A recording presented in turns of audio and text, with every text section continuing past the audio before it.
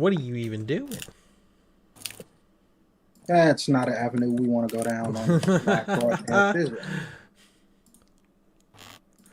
Manage live streams. We are live currently.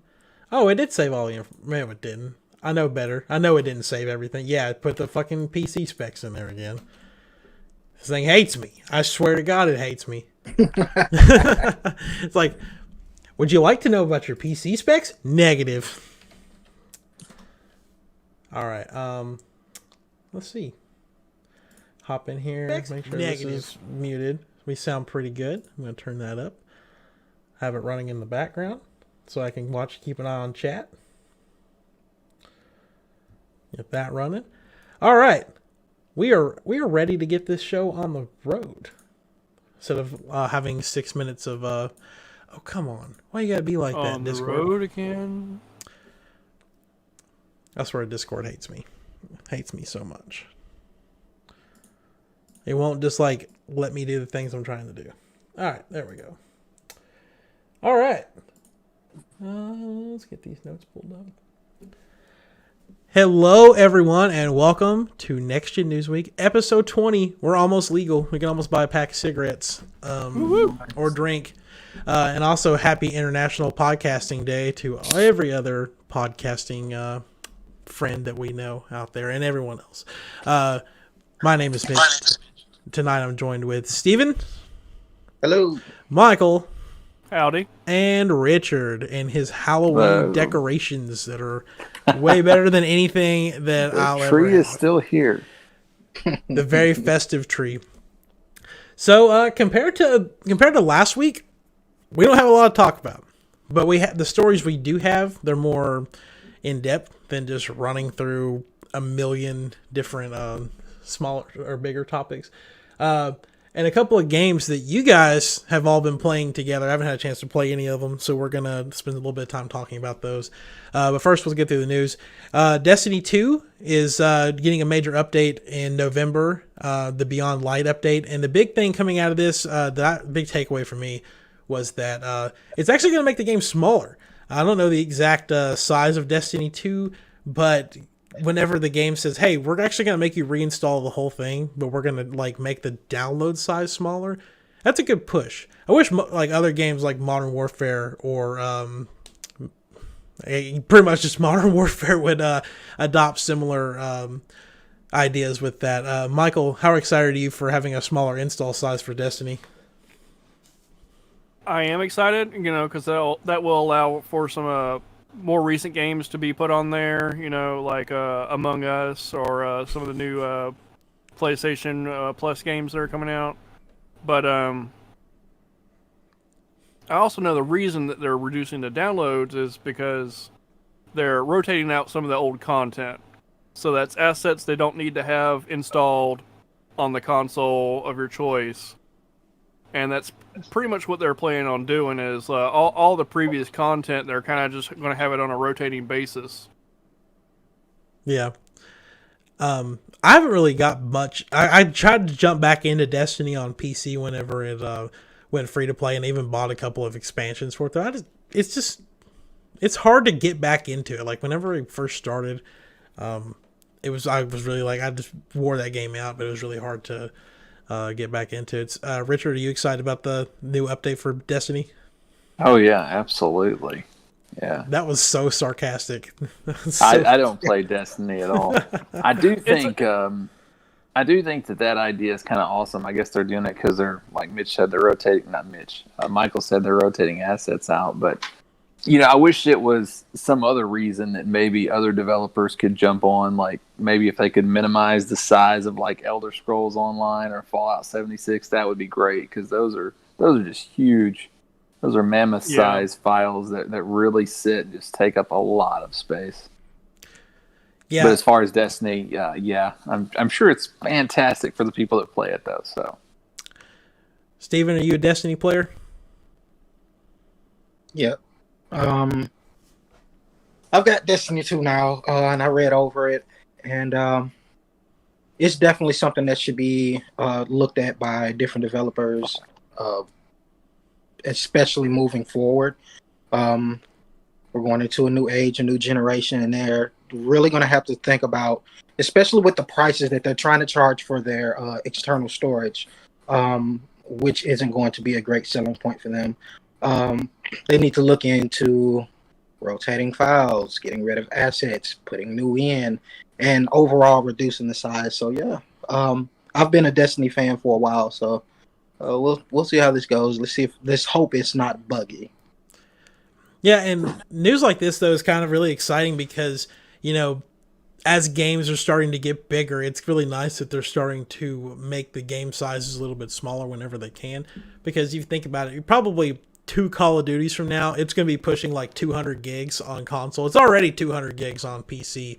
And with the recent stuff about, you know, there's some people who already have like the Xbox Series X, and like its usable storage is 800 gigs out of its 1 terabyte hard drive.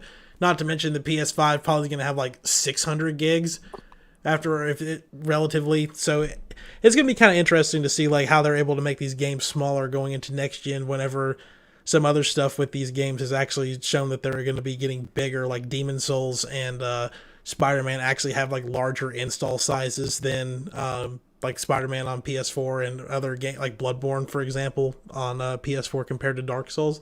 So it's going to be very interesting to see how they're able to manage that, because it's going to be kind of rough being like only able to have like 1 or 2 games available on your system that you can play without having to rotate hard drives or plugging or data transferring games from an external hard drive or back and forth and stuff like that. All right. Next bit, we've got to talk about the new patent for the PlayStation VR. If you are a VR fan, Sony is just a patent. It's not like an actual announcement or anything, but Sony has patented new controllers that are kind of similar to like the Valve knuckle controllers, which, to give an example, because I actually have a PlayStation Move controller here. So, look at this old piece of technology. So like the way that like the new VR controllers work, instead of having like a wand like this, they have like these little grips. I don't know how the best way to describe them. They kind of look like little handles. And to like do any kind of like input on this, you have to like squeeze the trigger on it. But on these, like it actually is able to detect your individual fingers and how far away they are from the controller itself, to be able to detect like how much like of a grip you're putting on it. That's the only thing they really showed off with it though. So I'm really hoping they're actually going to do an updated camera for it. Michael, since you're kind of on the more PC side, maybe actually tried. I think you have a PSVR, so would you actually like using these new controllers versus like the PlayStation Move? I think PlayStation's Move, as far as the old controllers, was trying to implement the older technology to get more people in the scope of their VR system. You know, so a lot of older gamers, like me, who, I mean, keep most of their systems and even try the experimental stuff, they still had those controllers from back in the day. So for me, that was just like, well, I just need the headset. I don't need to buy controllers. That's good for me. And that I think was PlayStation's take on those controllers. Not necessarily they were great. It was a terrible implementation, but they were just using what they had to get people involved in that system. So I think any improvement is a good improvement as far as their controllers go. You know, and it's crazy that like the PlayStation Move came out like what, 2 or 3 years after the Wii came out. So this technology is like over 10 years old. And it is impressive that they were able to like figure out a way to make it work with the new system. But Richard, is this something? I know you don't like playing VR for more than like what, 10 minutes at a time before you get sick of it. It dries my eyes out really bad. It's, you know, I always compared it to the way the 3DS unit, the way it parallaxes that screen to give you that 3D effect. It's just like that, but like an inch in front of your eyes. And it kills my eyes. It really does. Have you played with just the PSVR, or have you played with any other systems? I've done the PSVR, and then I was at a museum one time, and I did one of their VR exhibits. I don't know what they were using, but that was okay. It was very similar, though. After about 20 minutes, it was just this. I don't know. It feels like I got sand in my eyes after a while. Right. I'm But thinking maybe if you had like a higher end system with a higher refresh rate, it might not be so bad. might not. Well, I mean, it's true. That's true. About their controllers, though, when I do play PSVR, I don't use the PS Move. I have them, but I always opt to use the controller, even when I'm in VR, just because it's just, I don't know, it doesn't feel comfortable. It doesn't feel natural. I don't like the Move at all. So, what Michael said, as far as any improvement at all, would be an improvement over what they have now. Definitely. Yeah. Steven, I know you don't personally have a PlayStation VR, but your girlfriend does. Does she have a PSVR? No, she does not. We're going to work on that. But I've seen a lot of gameplay, and I try to avoid the ones that do a lot of the sponsorship on these controllers and things like that, and just hearing them talk in their natural habitat. But from what I hear, I mean, some people don't agree with the controllers at all. No. As said before, they think that it's just unnatural. Once you get those motor skills and you can play with a controller without actually looking at it, it's just comfortable to you. So I wouldn't necessarily say this is something that I would be interested in. But then again, when it comes down to a corporation and making this type of technology, any benefit that they can get towards a better piece of equipment for sales is a good push. So if they feel like this is going to be a good push forward, then go for it. Definitely. All right, and everything else is kind of, I mean, it's gaming news we're going to talk about, but just kind of prefacing, it's not exactly like next generation stuff, really. The big one, there's really nothing to talk about. It's almost just kind of like a PSA.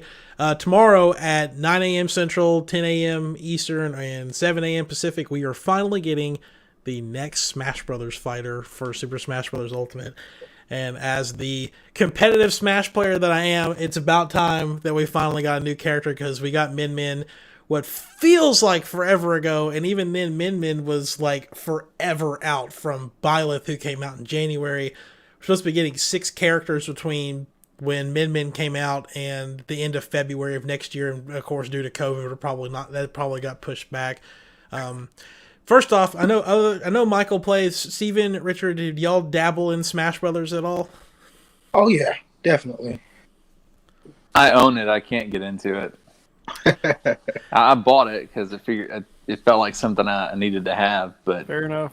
there was nothing in it that called me to stay. So, well, to kind of go with this, I thought it would be interesting to see if y'all had any ideas about who the character could be, because just to preface this a little bit, this is the second Fighter's Pass for Smash Ultimate. This is character number 7. The first Fighter Pass only had 5 characters in it, and 4 out of those were third-party characters, being Joker from Persona, the hero from Dragon Quest, Banjo-Kazooie, and Terry from King of Fighters, or Fatal Fury, whichever one he goes by. The past 2 have been first-party Nintendo characters, being Byleth and Min Min. And so it's kind of up in the air about whether this character is going to be a third-party character, or maybe another Nintendo IP. But with Crash Bandicoot 4 coming out the end of this week, there's a lot of talk that it may be Crash Bandicoot. But Steven, do you have any idea who you think it might be, or who you would like to see? I have no clue who it could be. Me personally, I would love to see Chrono. Nintendo hasn't done anything with that game since the remake on, I want to say it was on DS. I don't think it was 3DS. It was DS. And I mean, the game is RPG, and it's scrolling, so it's pretty much 2D. With 3D aspects to it. But I think that they could give him a decent skill set. He's already got his possible smashes, which is using his magic. Maybe throwing Lavos in there, dropping them down on everybody and dealing damage to everybody. I don't know, but I would love to see that. All right. Michael? I don't really care for him as a character, but I could really see him putting in Steve from Minecraft. Sorry. I have a certain hatred for like two characters that I think that don't need to come to Smash, and Steve is one of them. The other one is Sora from Kingdom Hearts. I'm so sick of people asking for that because it's not going to happen. But now, what I think they should add, and maybe you follow it closer than I do, so maybe you have some insight on this. But I think they should add Waluigi, just because of the sheer outcry for him. Yep. They've added pretty much everybody else. They said this is going to be the ultimate Smash. You're going to get everybody. You know, they said that in the beginning. But I don't think they've come out and flat out said, no, Waluigi. The only thing that stands between that is the fact that the items that are called assist trophies, they're pretty much the thing that deconfirms characters. So, like, if your favorite character is assist trophy, they're not going to be in the game. The only time that's ever been an exception was in Smash Bros. Brawl on the Wii. Little Mac was an assist trophy, but in the next game, he got promoted to an actual fighter. That's the only time that's happened so far. I really don't think they're going to break that. They could. I don't know. They may break it. I know David was very upset that Isaac from Golden Sun got deconfirmed pretty much. I think the most likely option, if it's not Crash, it's go back to like what you said about fan favorite characters. People have been asking from Geno from Super Mario RPG for literally 15 years now. And the developer of the game, Masahiro Sakurai, has always boasted that he wanted Geno to be in the game. So I think it might be time before we get him. My personal pick, though, because of how much they've been ramping up Hyrule Warriors Age of Calamity, I really think that Impa, the like younger Impa from that game, is going to be the next character. Richard, do you have any insight or a wish list character that may help you pick up the game? You know, with the style of game it is and just how classic I am as far as Nintendo goes, I think it'd be really cool to see something like Karnov. Karnov was a title for the, I don't know, did any of y'all have any idea? No. It was a title that was made by Data East, but Data East went bankrupt. I think Capcom actually owns the IP now. It's a fat, bald guy with a handlebar mustache and baggy pants with the curly shoes. He can shoot fireballs. It was a really, really interesting game for the original Nintendo that it didn't make a whole lot of sense to me. It was based on an arcade. It had some really odd enemies and just a really odd setting, but it's quirky enough, and I think it would actually fit in Smash. I would like to see Karnov. And if you don't know anything about it, look it up. It's Karnov, Karnov. I'm definitely going to have to look it up because the concept of a bald guy with a handlebar mustache shooting fireball out of his clown shoes just sounds it's just the best thing. Oh, no. It's... I don't know. On the actual artwork of the game, it looks like he's shooting it from his mouth, but I don't know. In the actual gameplay, of course, it was 8-bit. It was right. I don't know where does Mario shoot his fireballs. So from his hand. But yeah, he had the little curly shoe things, and he was a fat guy. But I actually think he was also. I think he appeared in a fighting game, King of Fighters, or something like that. He had a guest appearance later on. So I mean, if he squared off against Terry, then I mean technically he's canon in the Smash universe because Terry's canon. So yeah, so I mean that would be cool to see. Yeah. I don't know if it'd make me play it, but I'd like to see him. You would at least like check him out though, right? Like I mean, I would. I might. I don't have any fighter pass, so you can spend $6 on him. I would spend $6 on him. I would. There you go. And then never play as him, but I would spend $6 just to have him. No. What you got to do is you just show up to a Smash tournament, and everyone's like, "Ah, it's just Richard. He doesn't play Smash," and then you just wreck everybody. Man, that would be great. It's like the perfect thing. Come in like a sleeper. Yeah, really. Also, this happened today. Today was like the best day ever, especially like I wish I was home so I could have actually been reacting to all this news as it was happening instead of just finding out on my lunch break that all these things were happening. So not only was there a Smash announcement today, or a announcement for an announcement tomorrow, but today was the day that they dropped the 8-minute long Call of Duty Black Ops Cold War Zombies trailer, which Zombies is like up there with like the top 3 like things I really enjoy playing games for. I know Michael and Richard, you guys really don't play Call of Duty, especially Zombies. Steven, you play Call of Duty, but not a lot of Zombies. So I did a lot of different takes here. Steven, since you're someone who's thinking about getting into Zombies, how did you like the trailer? Was it something that really brought you in to make you think I could really get into this?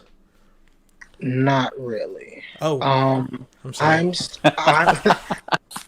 But I am going to give it a try, solely because these are times of new and exciting things, and you can't judge one thing off of one pass. So, like butt stuff. Yeah, like butt stuff. Yeah. But we went there. Yeah, I mean, we went there. But I mean, for the most part, I think I feel like it's going to be the same format.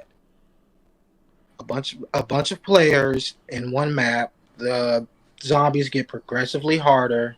Of course, there's going to be new upgrades, new guns, Easter eggs. All of that's going to be there. There's no denying that. It's like the key components for it. But I mean, maybe there'll be something that I didn't see last time with it. Well, let me ask, when was the last time you looked at it that was not one of my live streams? I played it on mobile when mobile. Okay, that doesn't count.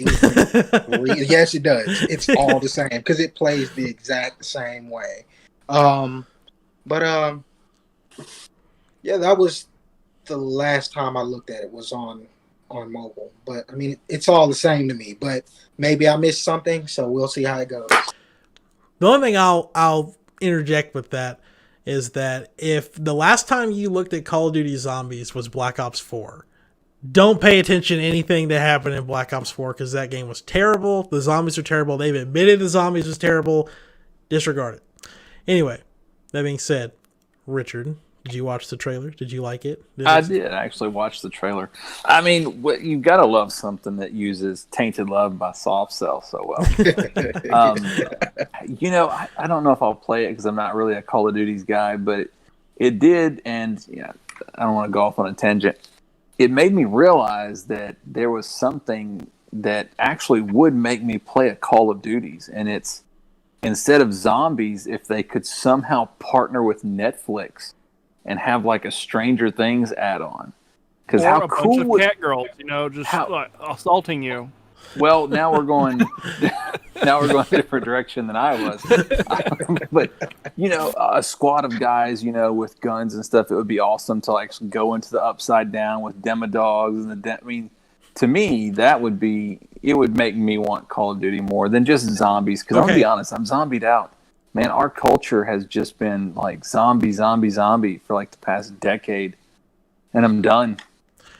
So this is going to be the only time you ever hear me promote this, but Call of Duty Ghosts doesn't have a zombies mode. It has a mode called Extinction, and it's aliens that look like demodogs and demogorgons in it.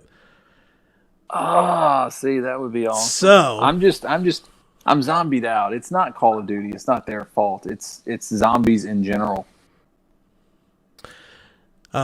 Steven, just letting you know, if you want to talk to the chat, you can just talk to the chat instead of. Well, we're in the middle of talking business. I figured once we got all of the news out of the way, we could talk to the chat. That's a good point. Thank you guys so much for coming and actually hanging out and interacting.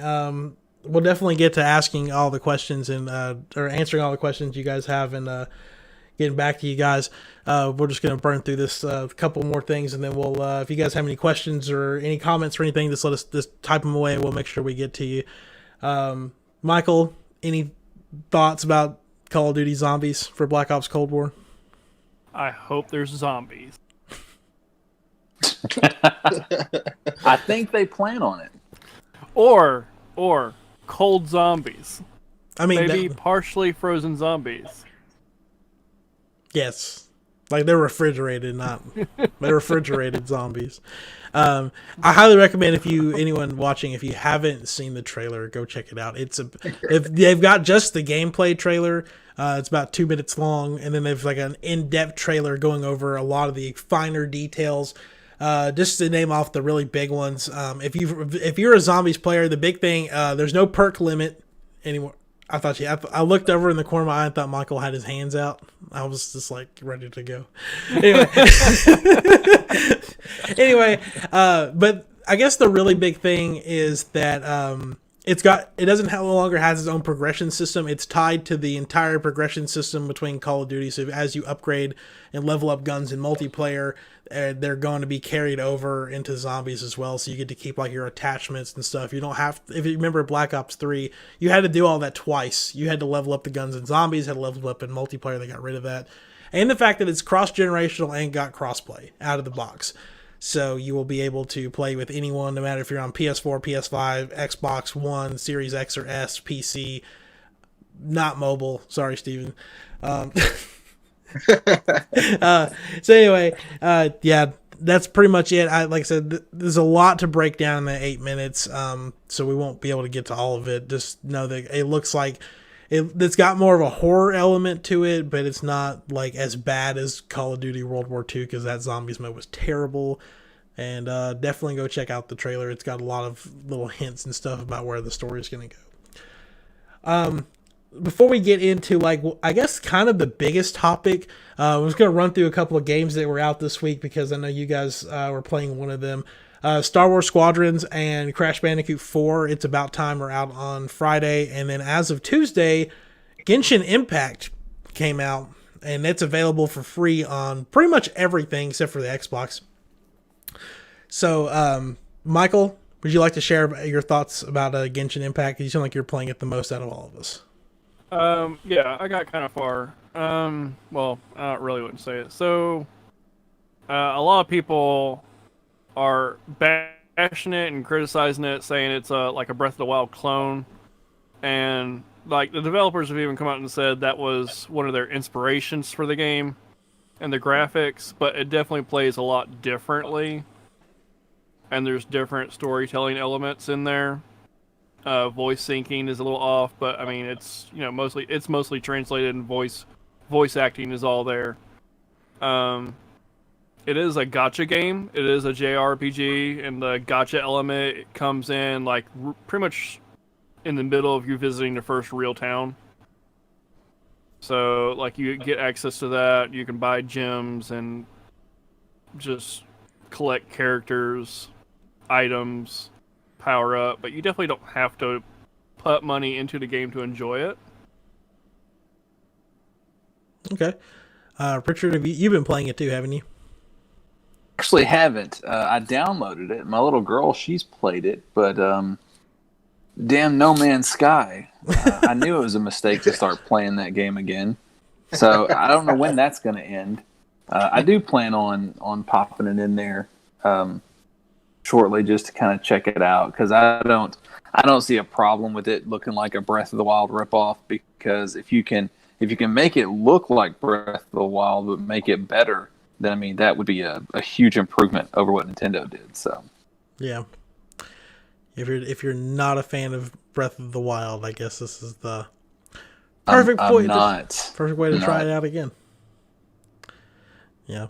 Once the honeymoon was over, I was ready to leave. Yeah, I mean, it's really, to me, it's only similar visually. Like there's some similar elements, but it's really only skin deep as far as the visuals go, and the comparison to Breath of the Wild of itself.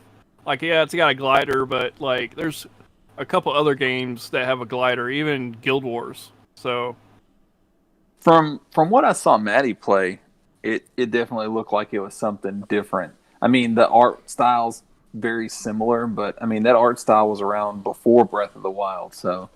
Mm-hmm. Yeah, it came around in Skyward Sword. Yeah. No one. Okay. Steven, have you started playing Genshin Impact? Yeah, I haven't made it past the first town priorities. But from what I can see, um, there's really no reason to shame it towards being a clone. As hinted on before, it has elements that uh, are from Breath of the Wild. The art style kind of looks like it. Kind of looks like it in my eyes. They've got the knowledge spear, knowledge towers. It's something along those lines. Dealing with the gods. That's kind of hinting towards the towers inside of Breath of the Wild.